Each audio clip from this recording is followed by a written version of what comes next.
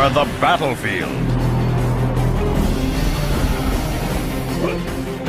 Defend your base.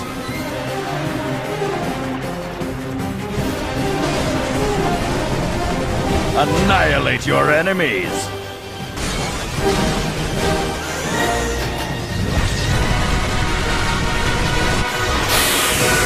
Following in the footsteps of last year's All for One, Ratchet and Clank continue their foray into multiplayer-oriented action with full frontal assault. This time, the focus is on competitive multiplayer, which requires you to balance making tactical decisions with blasting lots of things to smithereens. Playing either 1-on-1 or 2-on-2, your goal is to destroy the 6 generators in your opponent's base while ensuring that at least one of your own generators survives. Play revolves through 3 phases: node capturing, building base defenses and assault teams, and an actual assault on the enemy base. During the first phase, called Recon, you zip across the map, enjoyably aided by rocket boosters on the soles of your boots. Nodes around the battlefield are guarded by meager defenses. By defeating those forces, you can claim the node as your own. Of course, during this time, your opponent is also racing to claim nodes, and may even try to take nodes that belong to you. Capturing nodes rewards you with weapons for your hero, and more importantly, with bolts over time. The blue team captured Node 7. Those bolts start coming in handy once the squad phase begins. During this phase, you can spend the bolts you've got coming in on base defenses, turrets, barriers, mines, and so on, and on forces that assault the enemy base. Do you pour all your bolts into trying to build a nigh impregnable fortress? Do you go on the offensive, trying to overwhelm your opponent in the early stages? Or do you hedge your bets? During the first few rounds, your supply of bolts isn't great, but nodes gradually dish out more bolts as games progress, ensuring that battles escalate over time. If your opponent secured more nodes than you during the previous recon phase, it's not easy to come back from a big bolt deficit, but it's not impossible either.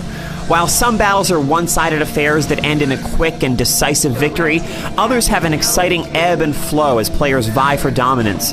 There are enough tactical options available to you and your opponent to allow for a good deal of unpredictability and some sudden and surprising shifts in momentum. The red team captured Node 6. The squad phase gives way to the assault phase, during which any squads you purchased assault the enemy base and your base comes under attack from enemy forces.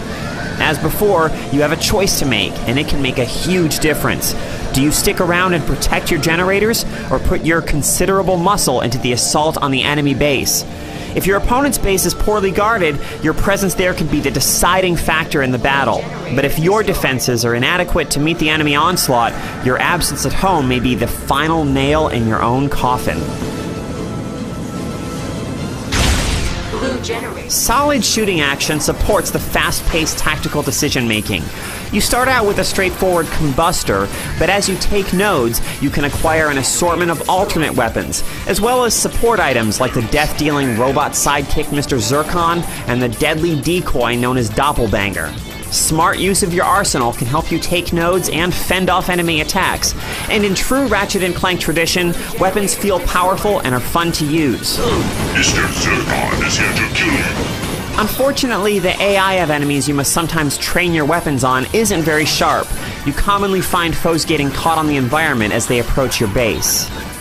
Ranked competitive matches rate your performance and do a fine job of finding opponents at around your skill level. You can also host or join custom matches and play with friends.